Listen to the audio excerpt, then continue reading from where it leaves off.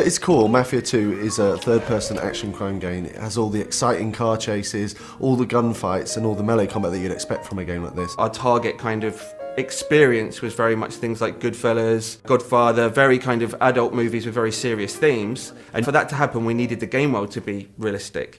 Shooting is one of the most important things in the game, and obviously, as we try to be realistic, our weapons are quite lethal.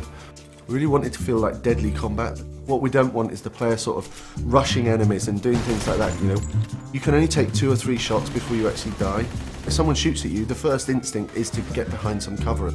It really feeds into that intense feeling that we really want from the gun combat experience.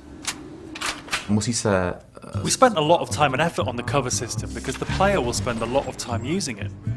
But you have to be careful because the cover can often be easily destroyed. So if you're hiding behind a fence and it starts to disintegrate, it's time to move elsewhere. This destructibility was a big thing for us. We wanted to fill the whole city with a massive number of destructible objects, so the player felt that they could pretty much destroy anything. The player can use a wide range of weapons, from pistols to submachine guns. Of course, we had to include the classic Tommy gun that everyone knows from the Mafia movies. We do massive explosions from different stuff, like vehicles can be exploded. With some Molotov cocktails, they'll sort of set fire to the gasoline as it falls on the floor. And all these different things are things that you'd sort of expect from the 40s and 50s weaponry.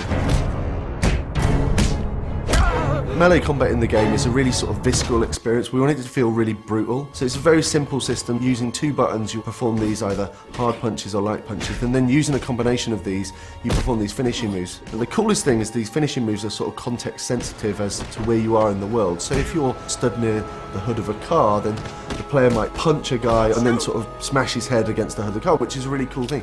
The driving model is very realistic. So you drive these things, they really feel like period cars. They feel very heavy, they feel really satisfying when you're driving them around. Once you get familiar with the controls, there's a real skill to doing the handbrake turns, the donuts and the skids in the street.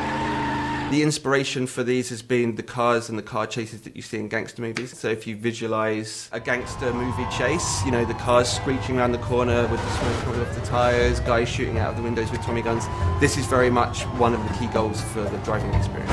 We've got like a few features in the game which allow the player to sort of like personalise their vehicle. In the body shops you can customise the car a fair deal. You choose the car that you like the best. You know, I'm going to choose to take this car on the mission because it's better than every other car in the city. I think that's a pretty cool decision to make. Our gameplay is great. We've got shooting, car chasing, everything a game needs, but we also need to link it to the story to create a believable game.